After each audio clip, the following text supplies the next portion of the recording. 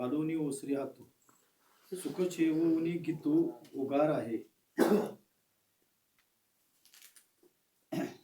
हवन करण्याचा हात अग्नीमध्ये आहुती देऊन मागे परततो किंवा गीत म्हणजे गायन चित्ताला सुख देऊन शांत होते.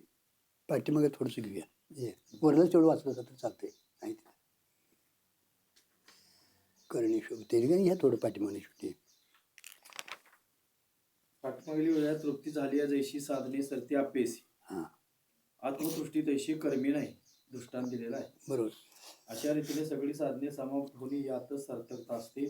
नेहमी आपले आता जे मगाशी विषय झाला आपला ना, सगळी साधनं जी आपली आहेत ती आत्मस्वरूपाची प्राप्ती होण्या म्हणजे ज्ञान संपादन करण्यासाठीच आहे. सगळी साधनं तुमची जेवढी आता श्रवण म्हणून देखील त्यातच लक्षात आहे. पण श्रवणाला अधिकार येण्यासाठी अगोदर पहिली पाठीमागली व्हायला पाहिजे. कारण का श्रवणाचा अधिकारी तिथं वेगळा आहे. श्रवणाचा अधिकारी झाले की पाठीमागं तुम्ही कर्मोपासनेकडे जायचं नाही. कारण का बहिरंग अंतरंग अधिक अंतरंग घडलेले. बरोबर आहे.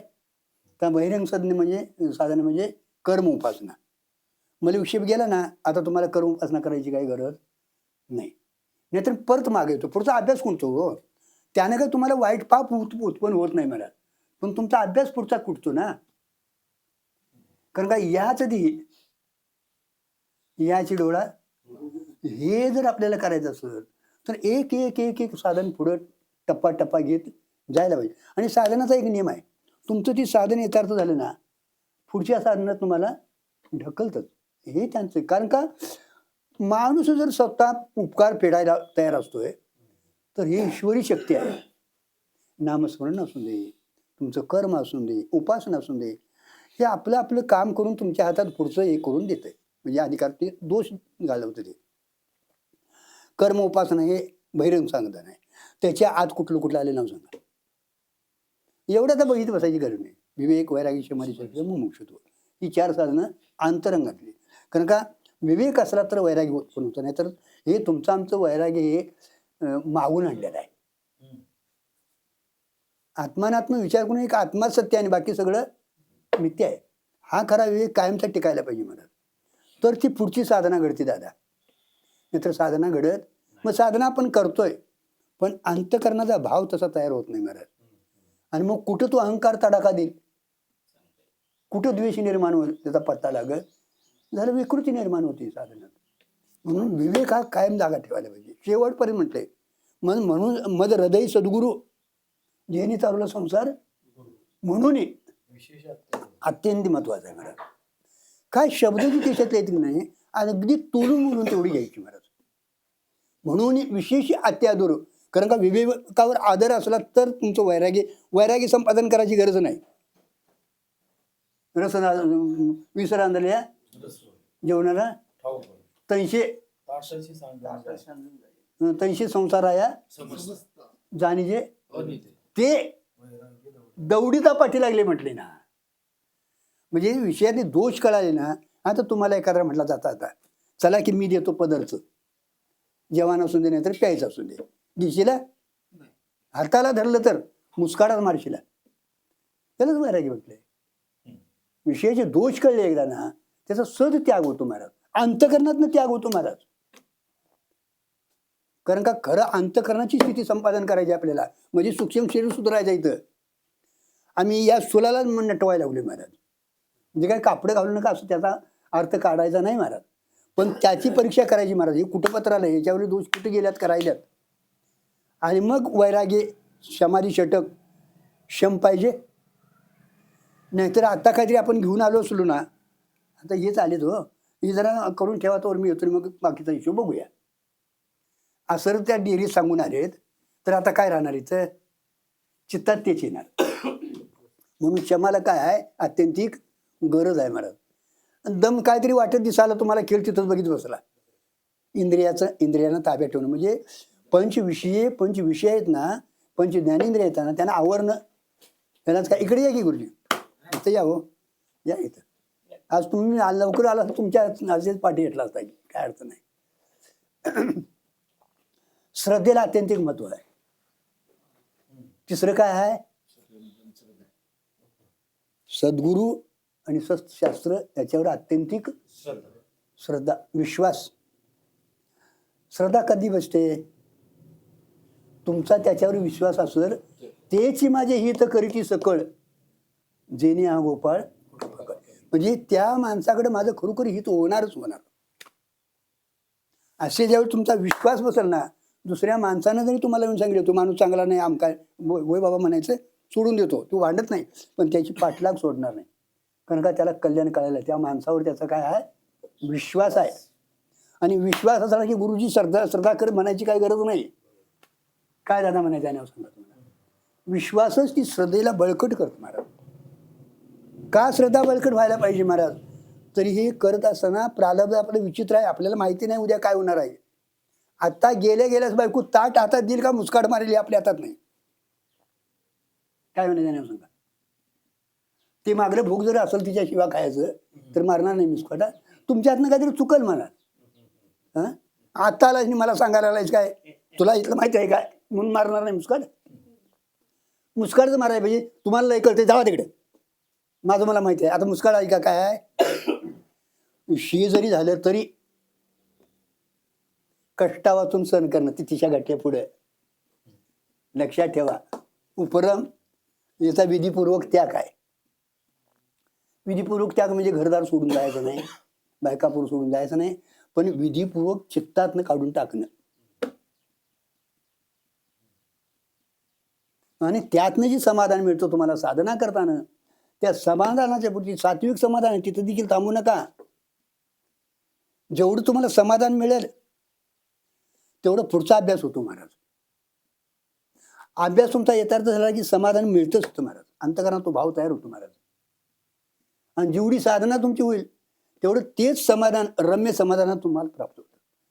मग आता ही बहिरंग साधना जी पुढची होती ना, त्याच्याविषयी अंतरंग साधना आहे. विवेक वैराग्य समाधी षटक, श्रवण मनन निधिध्यासन, ही अंतरंग आहेत. पण आता विवेक वैरागीच्या पेक्षा ती अलीकडे आहे.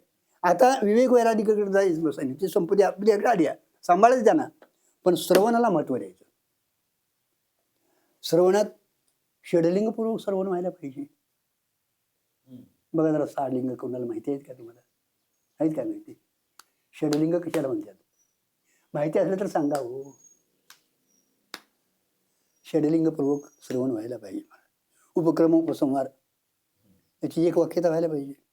नाहीतर महाराजांनी काय का अभंग घेतला योग आणि गेला तेवढं तरी होऊ नये. सामान्य रूपानं का असं अभंगाचं जिथे हे केलंय ना, तसाच पाठीमागे शेवटचा व्हायला, म्हणजे मधलं सगळं त्यात आलं पाहिजे. बघा, उपक्रम उपसंहार याची एक वाक्यता यायला पाहिजे. त्यावेळी तुमचं खरं प्रबोधन होतं, लक्षात ठेवा. नाहीतर साधकाच्या शंका जात नाही का, कुठंतरी त्याला अपुरं राहतं. योग्यच त्याला दृष्टांत यायला पाहिजे सिद्धांत पटण्यासाठीच. कुठला तरी कुठं दृष्टांत लागून चालत नाही, लक्षात ठेवा तुम्ही. दृष्टांत पुष्कळ आहेत. रज्जू सर्पाचा दृष्टांत आहे, शुक्तिरजताचा दृष्टांत आहे, स्वप्नपदाचा दृष्टांत आहे, मृगजळाचा दृष्टांत आहे. पण कुठला कुठं बसवायला पाहिजे हे आपल्या लक्षात असायला पाहिजे महाराज. हे ठोकताळे आहेत महाराज. ह्यातले ठोकताळे चुकले तर चालतील, पण हेतलं ठोकताळे चुकून चालत नाही. साधकाचा काय होतो? घात होतो महाराज, लक्षात. अपूर्वता हे अभ्यास 9 वेळा त्या याला सांगितलं, श्वेतकेतूला 9 वेळा सांगितलं. अजून तप कर म्हणजे अभ्यास कर. अजून तू तप कर म्हणजे अभ्यास कर. किती वेळा सांगितलं? 9 वेळा. कारण का एका डावात अभ्यास होऊन हे जाईल असं नाही महाराज. जरी आज आपल्याला शब्द आता झाले, आपल्याला जगन्मिथ्या, ब्रह्मसत्य, ब्रह्मायके हे झाले, आपल्याला ज्ञान झाले की नाही. जरी असले तरी आपण आता सांगू देखील, रज्जूवरचा सर्प मिथ्या ठरतो, रज्जूचं ज्ञान झालं मिथ्या म्हणजे कसं, असं सांगू देखील आपल्याकडे पुष्कळ भांडवल आलेलं आहे. पण आत राहायला पाहिजे ना ते. इथं जगन मिथ्या म्हणतो, पण अंगावर आले की धावून जातो. याला काय करायचं नाव सांगा. त्या कालात टिकायला पाहिजे दादा. कोणी काय दिलं तर आनंद होता कामा नये, हातातलं काढून नेलं तर दुःख होता कामा नये. पूजा केली तरी माझी पूजा नाही वाटायला पाहिजे, तर कोणीतरी मुस्काडावर मारली तर मला मारली नाही.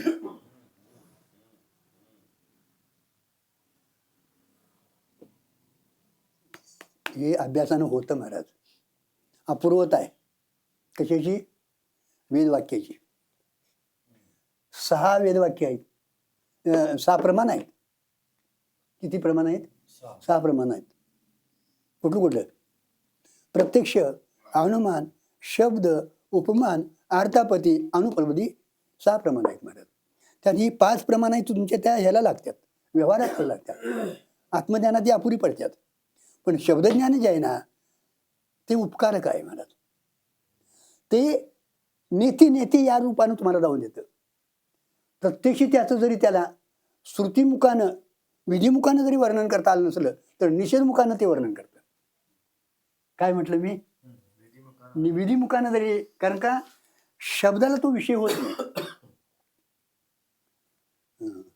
काय म्हटलं? ज्ञान वैराग्य ऐश्वर्य नाही, ते गुण सांगितले महाराज. नाम रूप संबंधू जाती क्रिया भेदू आकाराचे प्रवाद वस्तूची नाही. नाम रूप संबंधू भेदू आकाराची प्रवाद वस्तूची नाही. म्हणजे नाम रूप शब्द जे आहे का नाही, हे तुमच्या आमच्या ह्या आकार जेवढा राहिला त्याच्याबद्दल त्याची वाच्यता होते. पण वस्तू म्हणजे वस्तू परमात्मा, त्याच्याबद्दल शब्दाला काय बोलता येत नाही. तरी पण हे नाही नेती या रूपानं स्थूल नाही सूक्ष्म नाही. आलं का तुमचं मगाचं? स्थूल शरीराचा काय स्थूल आहेत काय सूक्ष्म आहे. आता पंचमहाभूत जरी घेतली तरी अग्नी, उदक आणि पृथ्वी स्थूल आहेत. वायू आणि आकाश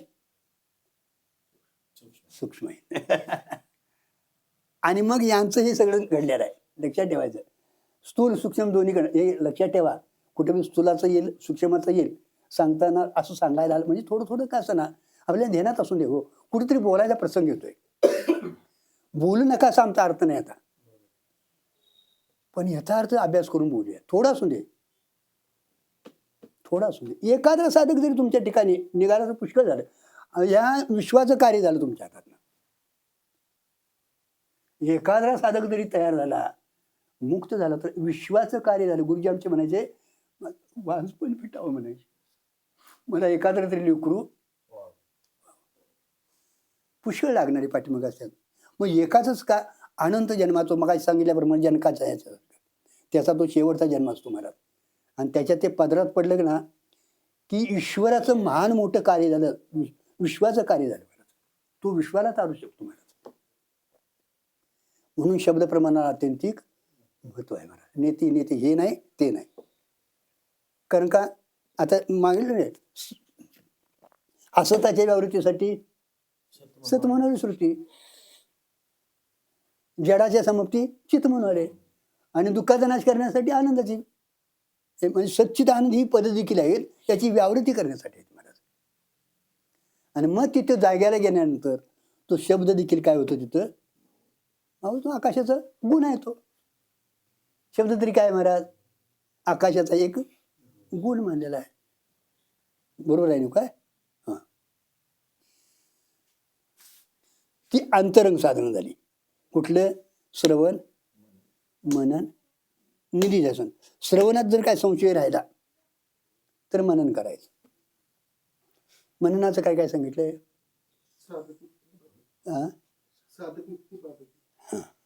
नुसतं तेवढं सांगून कसं चाललं जात्या. अभेद विषयाला साधक युक्ती आणि भेद विषयाला बाधक युक्ती, अशी यौक्तिक अद्वैत चिंतन व्हायला पाहिजे. असं बोलायला काय, तुमच्या बोलण्याला प्रामाण्य येतं, एक धार येते महाराज. ही प्रमाणे जी आहे ती श्रुतीवाक्य आहेत आणि साधकाच्या ठिकाणी एक ताकद निर्माण करून देते. साधकाच्या ठिकाणी एक ताकद निर्माण करून नाही त्या साधकाच्या पुढच्या साधकाच्या ठिकाणी वक्त्याच्या ठिकाणी ताकद निर्माण करते, तिथला छेद करते ते आणि तिथं कार्य करते ते शब्द. अंतकरणात साधकाच्या कार्य करतं महाराज.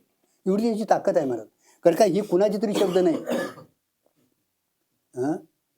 शब्द ही कुणाची तरी, ते शब्दच परब्रह्म आहे महाराज. म्हणून युक्तीनं साधक युक्ती बाधक युक्ती त्याच्यात 5 प्रकारचे भेद आपल्याला माहिती आहेत.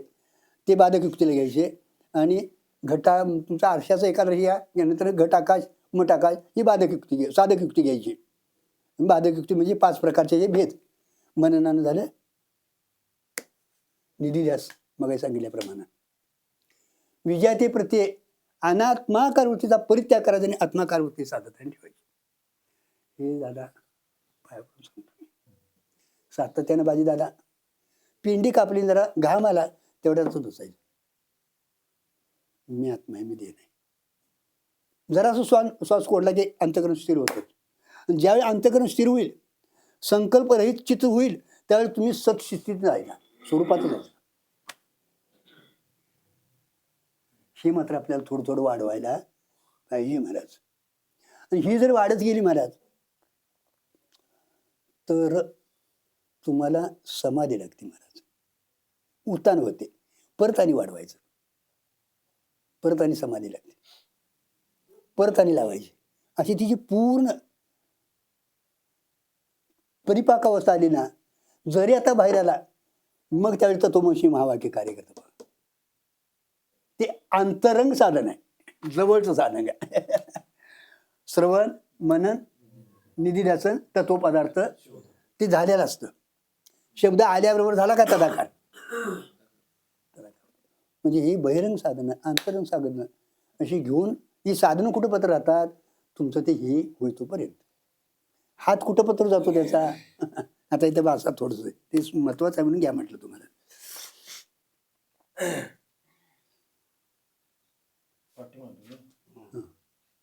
आचार्य सगळी साधने समाप्त होणे यातच सार्थकता असते. झालं सगळी साधनं. कारण काय किती दिवस करत बसायचं महाराज.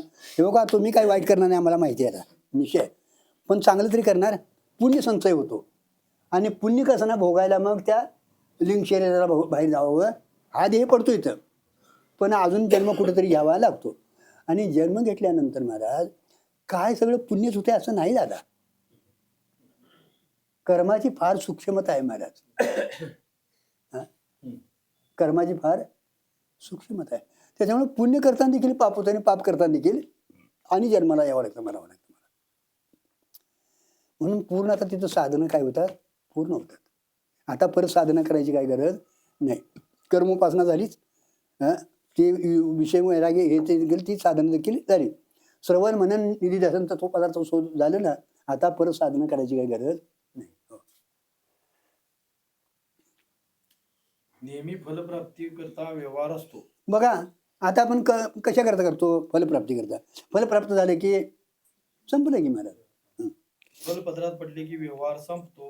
हो, फलप्राप्त पडले की व्यवहार संपतो महाराज. म्हणून जीवनमुक्ताला व्यवहार उरू नये झालं, कारण त्याला फल मिळवायचे राहिले नाही. आता जीवनमुक्ताला फल व्यवहार उरू नये का, तर फल म्हणजे एक सकल दुःखाची निवृत्ती आणि परमानंदाची प्राप्ती हेच फल आहे महाराज. ते एकदा प्राप्त झालं ना आता त्याला व्यवहार उरलेला नाही. ज्यात व्यवहार नाही अशी अव्यवहार्य स्थिती सर्वात अतिशय श्रेष्ठ आहे. बघा ज्यात व्यवहार नाही त्याला अव्यवहारी जी स्थिती म्हटले सर्वात श्रेष्ठ आहे महाराज. त्याच्यासारखं दुसरं काही श्रेष्ठ नाही महाराज. काय मिळवायचं राहत नाही महाराज, तर तो त्याला जे दुःख नको आहे आणि सुख पाहिजे. बरोबर आहे का. प्रयत्न करतो आपण दुःख नको आणि सुख पाहिजे. तर सुख हे त्याचं काय आहे स्वरूप आहे. ते स्वरूप कसं आहे महाराज व्यापक आहे. त्याच्याशिवाय दुसरं काय नाही. म्हणून मिळवायला दुसरं काय राहिलेलं नाही. अधिक सुखासाठी जे मिळवताना सुख हेच त्याचं काय आहे स्वरूप आहे. आणि दुःख म्हणून काहीतरी घालवायला पाहिजे ना, तर दुःख नावाचा पदार्थ मला अंधकार घालवण्यासाठी दिवा लावावा लागतो. सूर्याला काय लावावं लागतं बाबांना. अरे सूर्याला अंधकार माहितीच नाही.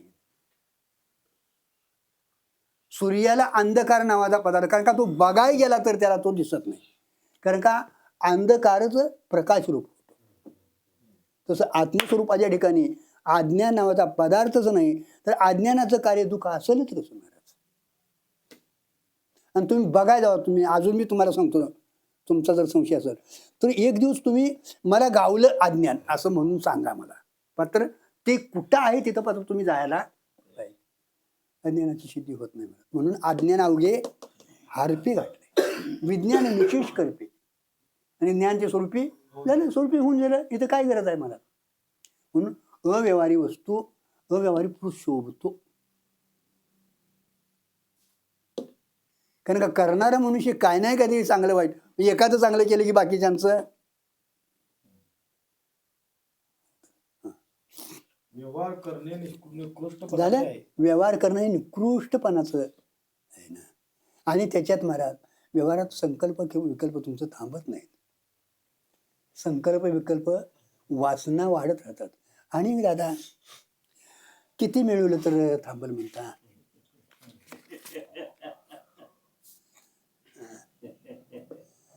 किती मिळवलं तर थांबल? पुढं म्हणेल म्हणता. पुढं काय? पुढं काय? पुढं काय? मायेचं कार्य आहे महाराज, लक्षात ठेवा तुम्ही. आणि याला बरं, ह्याला शेवट कुठे एवढं तरी सांगा मला. किती मिळाल्यावर तुम्ही थांबशीला? काय दिल्यावर? इथलं राहून दे, वरलं जावा बघून. कुठं थांबल? थांबणं शक्य नाही.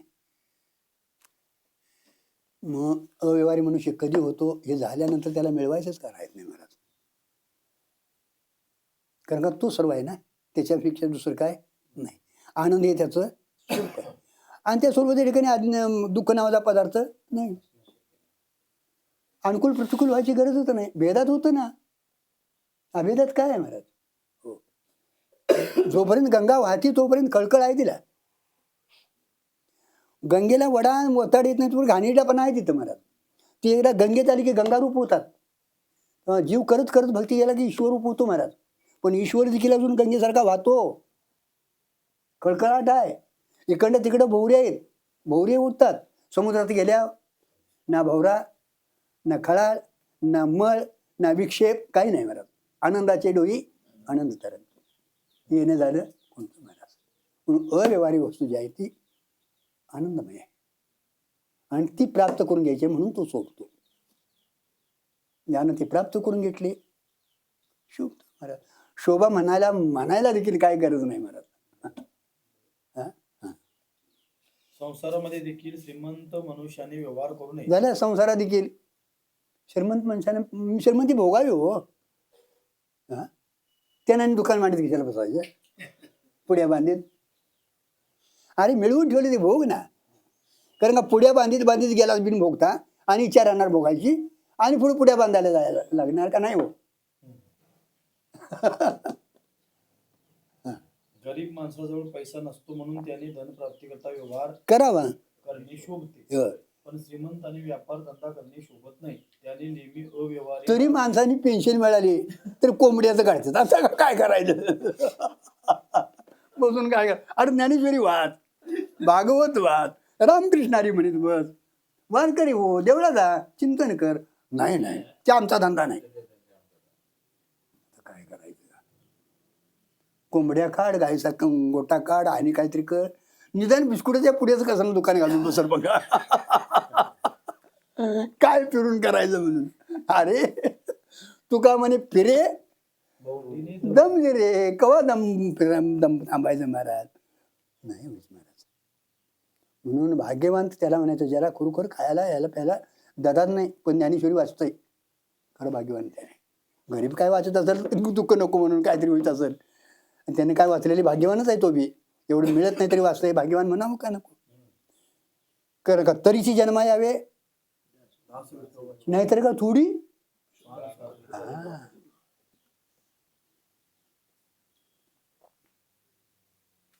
आता दादा माणसाला श्रीमंतच व्हावे वाटते.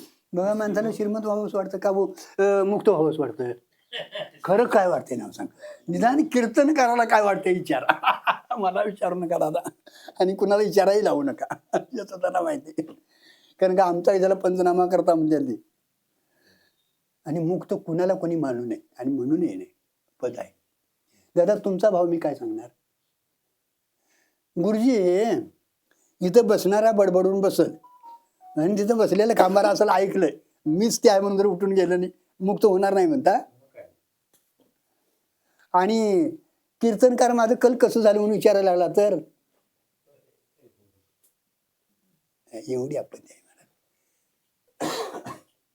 गरिबानं स्वतःसाठी करावं, पण मुक्त माणसानं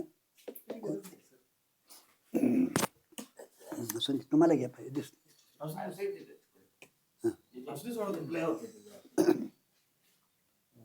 श्रीमंत होऊन देखील व्यवहारच करावा वाटतो. सगळे वैभव असावे पण व्यवहार नसावा, त्याला फार महत्व आहे. झालं, श्रीमंत असलं तर व्यवहार करावा असं वाटतो. सवय झालेली असते होती, सवय जात नाही मला. पण सगळे वैभव असावे पण व्यवहार असू नये, त्याला महत्व आहे म्हटले. कारण का अव्यवहारी वस्तू हे आपलं स्वरूप आहे. अव्यवहारी वस्तू हे आपलं काय आहे, स्वरूप आहे महाराज. हो, तुम्हाला देवदेव करायची देखील काय गरज नाही. का देवाची बरी तुका म्हणे खरे, मरण घालवायची देखील तुम्हाला काय गरज नाही. अमरा देह नाही म्हणणं मग माझा, मग भरवसा कळेल. मग देहाला काय तुम्ही जगवणार आहे काय? जाणारच आहे देह, जाणार याची कळोबा. मग तुमचा प्रयत्न कुठे सिद्ध होतो महाराज? मरण माझे म्हणून येईल, हे खरं वैभव आहे. हा, आपुले मरण अविद्याने व्रत करणं, त्याच्या पोटात मरण आहे. बरोबर आहे. जन्ममरण कुठं आहे?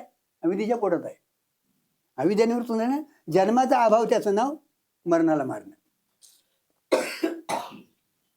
जन्म नाही रे. चला, घरात सुनबाई आल्या की म्हाताऱ्या सासूबाईने काही काम करू नये, तसे मुक्त पुरुषाने देखील प्रापंचिक व्यवहार करू नये व परमार्थिक व्यवहारही करू नये. अव्यवहारी स्थितीत राहावे. विधेय मुक्तीत अव्यवहारी स्थिती असते. आलं का? विधेय मुक्तीत अव्यवहारी स्थिती असते. पारमार्थिक व्यवहार हे करू नये म्हणजे परमार्थ देखील मोठा ठेव कशाला करत बसा, निदान आहे ते चिंतन करत बसा, स्थिर राहा. हो, हे बघ वा, देवळात गेला असं तरी करायला काय त्या माणसाचं बरोबर नाही बाबा, एवढं तरी वाटतंय तुम्हाला. त्या भानगडीत पडून देवासंगडी बोला, काय बोलायचं ते. ज्ञानेश्वरी देवळात जाऊ नका असं नाही महाराज, पण ज्या उठा ठेवीत पडू नका. ते घडतंयच. हो, घडतंयच ते. तुम्हाला काय वाटतंय माझ्यासारखं सगळ्यांनी व्हावं आणि त्या जगाला सळलं करायला जातो आपण. कुत्र्याची शिपूट नळी घालून सळलं करण्यासाठी. आणि मग तिथे देवळात गेलं बोलावं लागतं ना, काहीतरी प्रसंगानं कसं बोलावं लागतं ना. मग अंगावर न बोलता आपण राहतो का? नाव सांगा असं होते ना. अंगावर येते नाही म्हणजे काय परमार्थ करू नका असं नाही महाराज, पण पारमार्थिक माणसानं आता मला काहीतरी करायचं पाहिजे या हेतूतनं करायचं नाही असं घ्यायचं. तिथं मला आता नवीन काहीतरी, मी ज्ञानेश्वरी वाचली तरच माझं हे होणार आहे, किंवा हरिपाठ केला तर माझा. आता ते बघवा, तो बोलल ते माझं स्तवन म्हटलंय का नाही? ज्ञानीपुरुष जे बोलल ते माझं आहे स्तवन, तो चालल ती माझी यात्रा आहे, तो बघील ते माझं दर्शन आहे. कारण का वर्तते दिसती देहीना माझ्या ठाई, मी समग्राशे दयाचे रूपे. जो स्वस्वरूपी उठला दृश्येशी द्रष्टा आटला, तो नेहमी काय राहटला इंद्रिय ग्राम. असं राहून आपल्याला होतं का? नाही होत. म्हणून थोडंसं सावध व्हा. म्हणजे मी करतोय माझ्यापासून होतं हे म्हणू नका. जावा तिथं साक्षीत्वानं जावा, प्रमाता होऊ नका.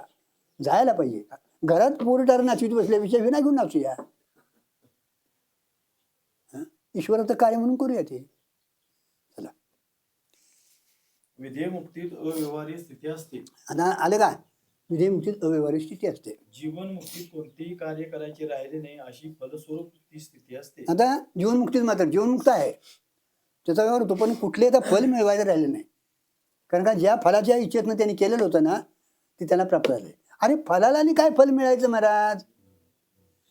त्याच्या अगोदर घातले ते. कारण का प्राप्ताची निवृत्तीची निवृत्ती. मागे लौकिक उदाहरणे दिली, आता हे शास्त्रीय उदाहरणं देतात. हो, का आहुती अग्नी हातू घालूनी ओसरी हातू घेतू उगार आहे. हवन करण्याचा हात अग्नीमध्ये आहुती देऊन मागे परततो, किंवा गीत म्हणजे गायन चित्ताला सुख देऊन शांत होते. यज्ञकुंडामध्ये प्रज्वलित केलेल्या अग्नीत आहुती प्रक्षिप्त करून यजमान आपला हात परत घेत असतो. आता बघा ते यांनी चाललेला असतो हो. ते मंत्र म्हणतात स्वाहा म्हणून आपण टाकत राहतो. ते मंत्र चालू आहे, तुमचं कार्य चालू आहे तोपर्यंत ते सुरू असतं. एकदा कार्य थांबलं ना, तिथला तुमचा व्यवहार थांबला ना, पुरा झाला ना, आता माग हात घ्यावा लागतो. आता काय परत टाकायची काय गरज नाही. किंवा गायनाची काय ठरलेली असते मला 1-2 तास तुमचं गायन आहे. गायन संपलं की आता सगळं गुंडळून ठेवतात. ही उदाहरणं दिलीत मला. आता ही कुठली दिलीत? एक पारमार्थिक क्षेत्रातली दिली, मगाची दिली संसारातली व्यवहारातली दिली, आता ही आपल्या पारमार्थिक क्षेत्रातली दिली. अगदी आहुती टाकली की हाताचे काम संपत असते किंवा ऐकणाऱ्या श्रोत्यांना गाण्यापासून सुख निर्माण झाले की गाण्याचे काम संपत असते.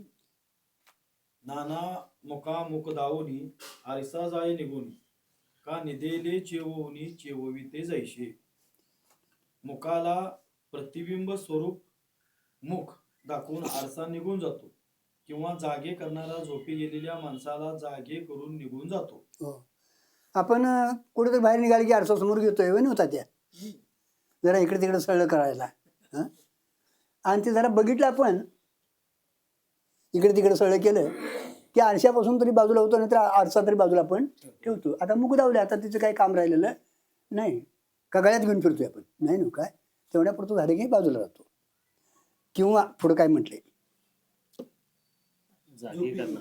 जागी झालेला मनुष्य झोपलेल्या माणसाला जागा करतो आणि आपण निघून जातो. कथेच्या ठिकाणी झोपतोय नाही, तूही निघून जातो. जागा करायचं त्याचं काम आहे महाराज.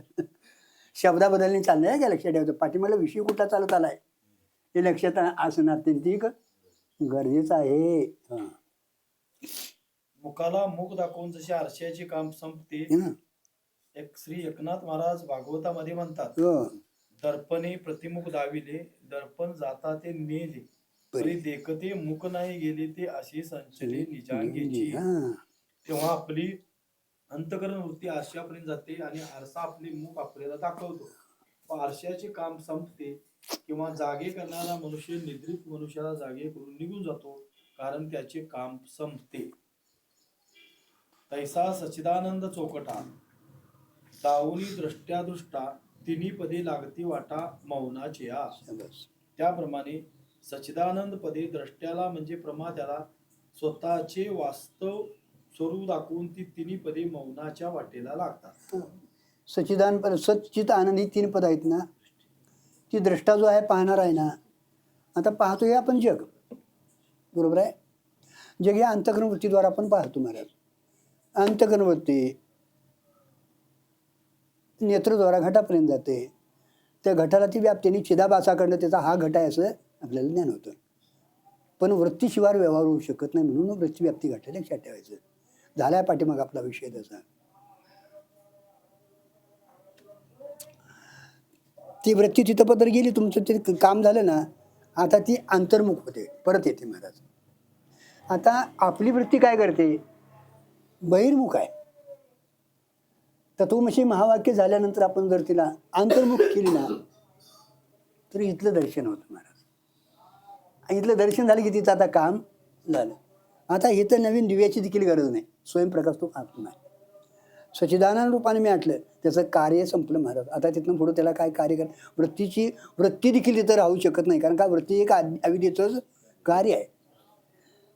ती अधिष्ठान रूप होते. कुठलाही पदार्थ दादा दुसरीकडे जाऊ शकत नाही, कारण का दुसऱ्या पदार्थाला स्वतंत्र सत्ता नाही. हे सगळं आवश्यक आहे.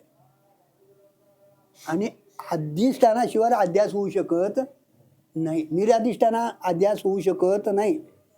आणि अध्यास म्हणजे तोच पदार्थ या रूपानं प्रतीला येणं.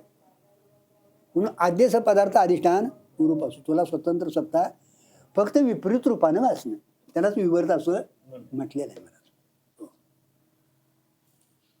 काय शंका आहे? नाही ना, काय नाही, काढी जावा शंका. थांबायचं नाही कधी, 2 दिवस घासायला लागून देत आम्हाला. तशी सच्चिदानंद ही पदे द्रष्ट्याला त्याची स्वतःची चोकट म्हणजे लक्ष्य स्वरूप मार्ग दाखवून मागे पसरतात. सत काय म्हणताय, सतपद काय म्हणताय, सत कशाला म्हणायचं तात्या बोला. आता सत्य आहे. मग आता आपला देह 3 कालात सत्य ठरत नाही. जगातले पदार्थ कुठलेही सत्य 3 कालात ठरत नाही. आणि व्यतिरेकाने घेतलं तरी चालतंय, स्वतःलाच लावायचं म्हणतात. सच्चित आनंद, हां, तर हे सत नाही. ही हित आहे स्वप्नात नाही, स्वप्नातलं इथं नाही आणि दोन्ही याच्यात नाही. पण याला प्रकाशन करणारा सत्स्वरूपानं आपण आहोत ना. हां, तिथं येतो आहे सत्स्वरूपानं, इथंही सत्स्वरूपानं. कारण का तिथं देखील ते पदार्थ जे प्रतीतीला येतात कुठले, आता हे सत्रूपानं प्रतीतीला येतं, याच्या खाली सत्य आहे, ब्रह्मच आहे, चैतन्यच आहे. म्हणून तरी घटोपै चैतन्य गाठले, पटोपैत. कारण का चैतन्याशिवाय दुसरी सत्ता नाही. मग ज्ञान ज्यावेळी होतं ना, ते सत त्या रूपानं तुम्हाला प्रतीतीला येतं महाराज. हे सत्य पदार्थ नाहीत, सत्यता त्याची आहे महाराज.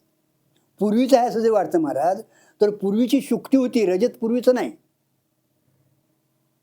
शुक्ती पूर्वीची होती, पण ती शुक्ती तिची ईदनता त्याच्यात प्रतीतीला येते. ही पूर्वीचं आहे असं वाटतं महाराज. पण तिथं अनिर्वचनीय त्याची उत्पत्ती झाली होती. मग सत्पथ काय करतो महाराज, ते तिन्ही कालात मीच आहे हे दावून देतो तुम्हाला. हे पदार्थाचा व्यावृत्ती करते, हे मी नाही, सत्स्वरूपानं मी आहे. चित काय करतं, जडाची व्यावृत्ती करते. आणि चित स्वरूपानं माझंच मी ज्ञान स्वरूप आहे. तुम्हाला तर मी कोणतरी आहे, तुम्हाला कोणीतरी तुम्ही आहे सांगावं लागतं का? घटपटाचं ज्ञान तुम्हाला करून द्यायला लागेल, पण तुमचं स्वतःचं ज्ञान नाही नव्हतं. म्हणजे ज्ञानी स्वरूप काय आहे, आपलंच आहे. आपल्याला वाटतं मला काय कळत नाही, कळत नाही हे कळतंय का नाही? मला काय कळत नाही एवढं कळतंय का नाही? म्हणजे ते ज्ञान स्वरूपाचं आहे.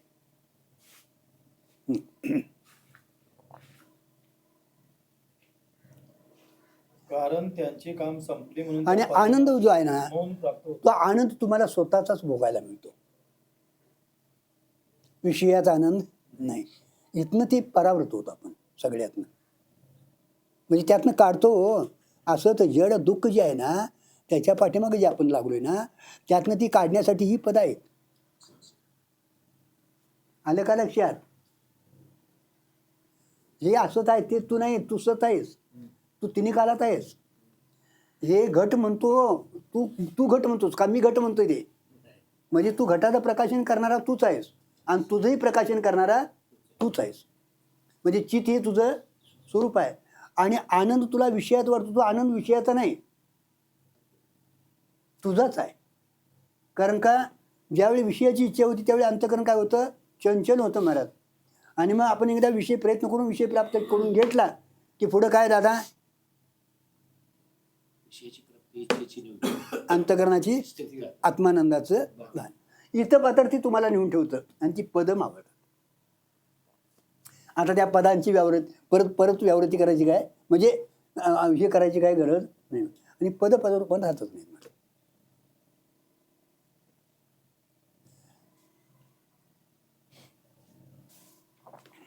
तिसरे प्रकरणात वृत्ती राहत नाही सांगितले व या प्रकरणात सच्चिदानंद पदी राहत नाहीत हे सांगतात. हां, द्रष्टादावली म्हणजे द्रष्ट्याचे जे अधिष्ठान शुद्ध परब्रह्म त्याची ओळख करून देऊन. आलं का? आता द्रष्टा जाऊन, आता द्रष्टा म्हणजे आता इथला घटद्रष्टा नवं, हां, अधिष्ठान ब्रह्मस्वरूप आत्मा, त्याला धावून ते दृश्य निघून जातं. वृत्ती तिथं बदल जाते हो, अंतर्मुख होती वृत्ती. आणि तिथं वृत्ती गेली ना, त्याच्यावर सर आवरण निवृत्त होतं महाराज. मीच सच्चिदानंद रूपानं आहे, तसा तिथं काय होतो, भाव तयार होतो महाराज. द्रष्टत्व निघून जात. म्हणजे द्रष्ट्याचे जे अधिष्ठान शुद्ध परब्रह्म बघा, त्याची ओळख करून देऊन, द्रष्ट्याचं अधिष्ठान शुद्ध परब्रह्म त्याची ओळख करून देऊन तिन्ही पदी मावळून गेली. तिन्ही पदं मावळून गेली. द्रष्टा शब्द परमात्मा वाचकी आहे व परमात्मा वाचकी आहे. बघा, द्रष्टा शब्द परमात्मा वाचकही आहे, म्हणजे अधिष्ठानाखंडही आहे, आणि प्रमाता वाचकही आहे. कारण का प्रमाता हा द्रष्टा घटाचा द्रष्टा आहे, आणि द्रष्टा हे त्याचं स्वरूप आहे इकडं परमात्मा वाचक. त्याला दुसऱ्या द्रष्ट्याची काय गरज?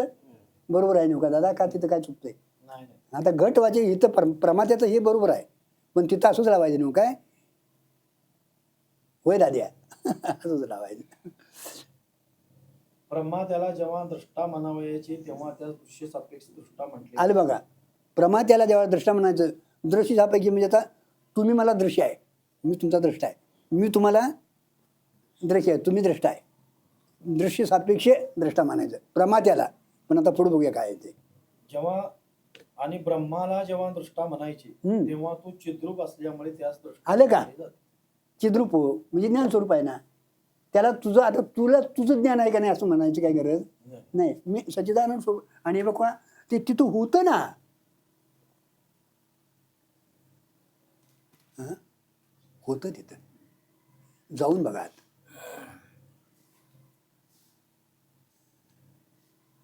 तिथं ओळख करून द्यायची काय.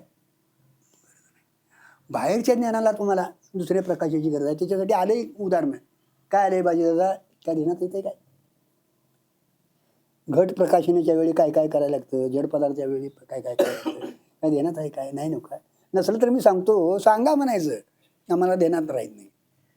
मी काय परीक्षा घेत नाही पण देण्यात असायला पाहिजे. चिंतन व्हायला पाहिजे महाराज. पुढं एखादा घट ठेवलेला असतो अंधकार असतो त्यावर काहीतरी आवरण असतं महाराज. लक्षात आलं.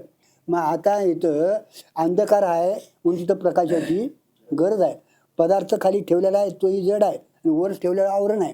ते आवरण काठीनं फोडायला लागतं. मग त्या पदार्थाचं बॅटरीनं ज्ञान होतं. जे झालं जड पदार्थामध्ये. आता तोच पदार्थ खाली जर दिवा असला त्यावर आवरण नसलं तर तेवढं आवरण फोडलं की बस. आता दुसऱ्या प्रकाशाची गरज नाही. तसं अंतर्मुख वृत्ती झाली ना. वृत्तीने एवढं आवरण निवृत्त केलं की झालं. आत्मा स्वयंप्रकाश आहे. मीच ब्रह्म अहम ब्रह्मास्मी ही तिथं वृत्ती मोडते मला. तिथं दुसऱ्या ज्ञानाची काही गरज नाही. कारण का पाठीमागे तत्वमसी महावाक्य घेऊन आलेलं असते ते दादा लक्षात ठेवा. आणि ते शब्द तिथं कार्य करतं. वामदेवाला गर्भा देखील ज्ञान झालेलं आहे तो काल आल्यावर. म्हणजे तो शब्द तिथं होता. म्हणून महावाक्य हे कधी त्याचा बाद होत नाही. फक्त ते वेळ आली की ते कार्य करतं. पण तशी वाटचाल चालायला पाहिजे हे लक्षात ठेवायचं. घटपदादी पदार्थाचा द्रष्टा प्रमात आहे. प्रमात्याचा द्रष्टा ब्रह्म आहे. झालं. घट पदार्थाचा द्रष्टा प्रमाता आहे. आता प्रमाता म्हणजे प्रमाणदार आपण पाहतो. कुणीला प्रमाता म्हटले. आपण जो आहे ना हे डोळ्याचं हे प्रमाण आहे. त्याद्वारा तो घटाला पाहतो महाराज. म्हणून तो प्रमाणद्वार आहे. आणि प्रमात्याचा द्रष्टा ब्रह्म आहे. प्रमादाचा दृष्टा ब्रह्मच आहे. कारण का आता तुम्हाला ब्रह्म मीच आहे. आता त्याला दुसरा कोण दृष्टा नाही. प्रमात्याचा प्रमाताच आहे ना त्याचा दृष्टा साक्षी आहे. कारण का प्रमाता साक्षीवर अवलंबून आहे. आज साक्षी जर नसेल तर पुढचा दिवा लागणार नाही. चिदाभासाचा इथं घ्यायचं ते लक्षात ठेवायचं. हां साक्षी जर यातला वजा केला तर पुढचा व्यवहार होत नाही. साक्षीचाच चिदाभास आहे हो. अंतःकरणात जो प्रतिबिंब पडले ना तो. त्या ब्रह्माचे स्वसंवेद्य रूपाने आले का? ज्ञान होण्यास खरी जीवाची कृतज्ञता त्याच ब्रह्माचं संवेद्य मीच ब्रह्म आहे. म्हणजे तिथं जाणीव होते महाराज. संवेद्य म्हणजे तुमची स्वतःची अनुभूती येते. हा खरा पुरुषार्थ आहे दादा. पंचम पुरुषार्थ म्हटले महाराज. काय म्हटले त्याला. पंचम.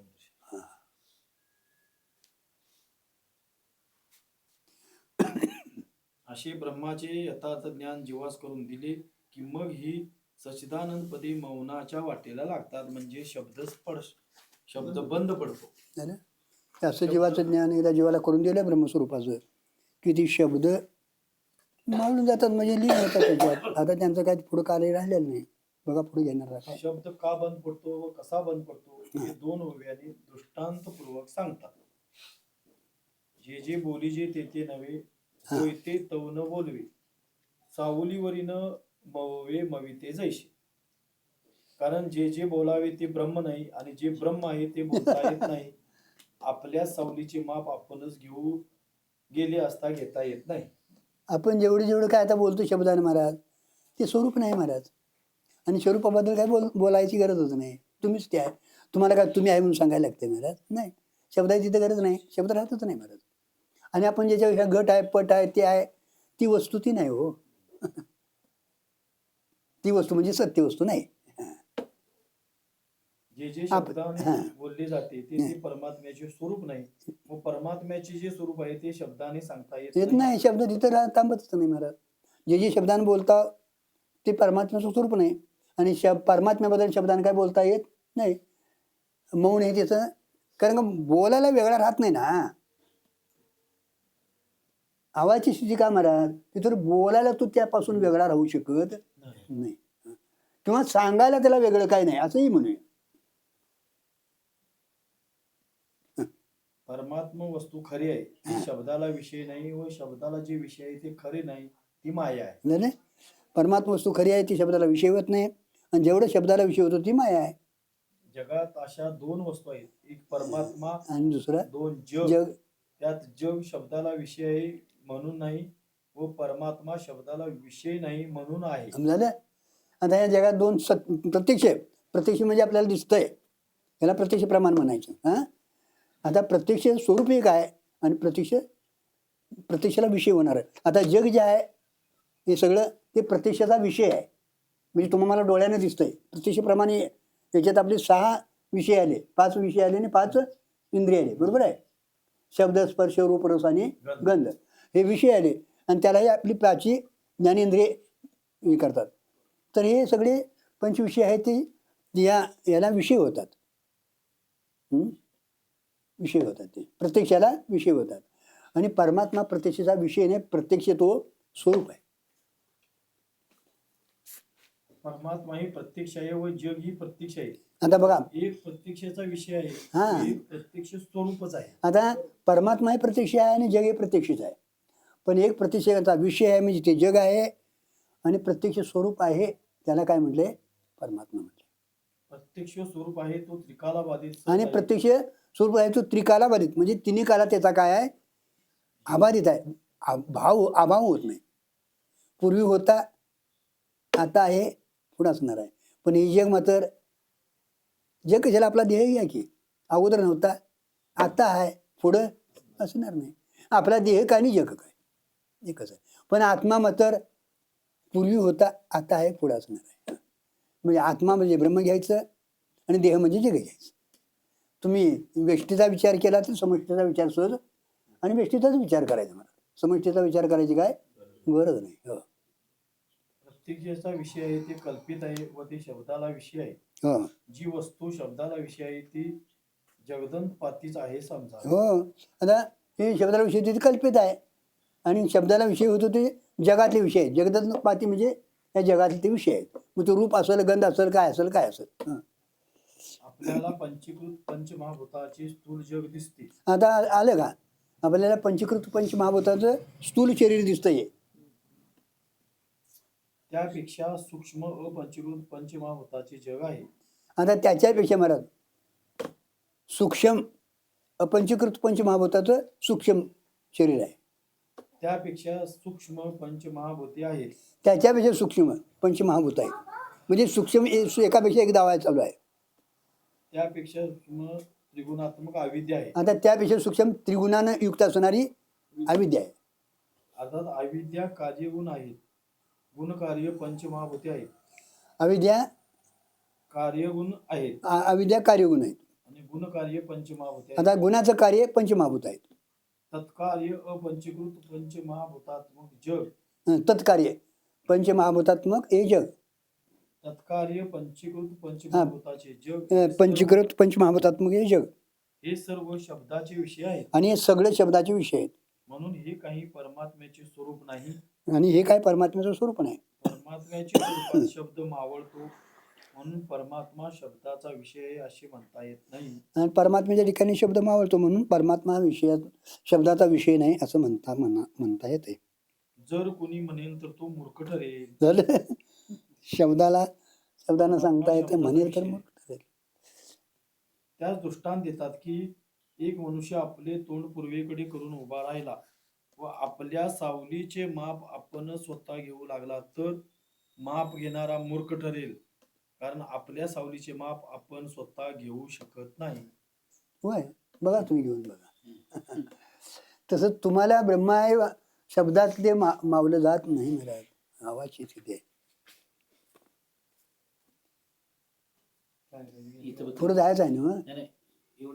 मग घ्या, बरोबर. मग आपुल्याकडे मावितयासी पडे तै लाजीला तो आकुडे मविते जैशी. हा, आपली सावली मोजणाऱ्याला जेव्हा स्वतःची आठवण येते तेव्हा सावली मोजण्याविषयी त्याला लाज वाटून हात आखडून घेतो व स्वतःचे शरीराचे माप घेतो. सावली मोजाय गेला ती सावली खरी नाही आभास आहे हा?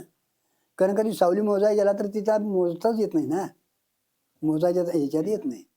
तो लाजतो आणि मग आपल्या शरीराचं माप घेतो महाराज. मग आपली सावली मोजणाऱ्या पुरुषाला स्वतःच्या शरीराची आठवण झाली हम्म. तेव्हा तो स्वतःच लाजला आणि त्यास असे वाटले की अरे मी काय करीत बसलो आहे. असे किती दिवस मी सावलीचे माप घेत बसलो तरी मला माझ्या सावलीचे माप घेता येणार नाही. किंतु ती छाया आपल्या शरीराची आहे अशी त्यास आठवण झाली की मग तो आपल्या शरीराचे माप घेतो. त्याप्रमाणे शब्द किती प्रतिपादन करू लागला तरी तो अनात्म पदार्थाचेच वर्णन करू शकेल. परमात्म्याविषयी जर प्रतिपादन करू लागला तर त्याचे प्रतिपादन करणेच बंद होते.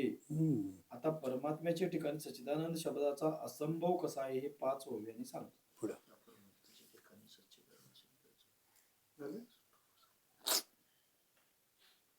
शब्द तिथं थांबत नाही, शब्दाला तो विषयच होत नाही ना. शब्दाला विषय असला तर, आणि विषय असला तर तो वेगळा असावा लागतो. तो स्वरूपानंच तिथं आहे. त्याच्यामुळं चित पद देखील शब्द बोलायला तेच स्वरूप आहे, ज्ञान स्वरूप आहे. त्याच्यामुळे ते वेगळं काय नाही, शब्द तिथं नाही. मंडळी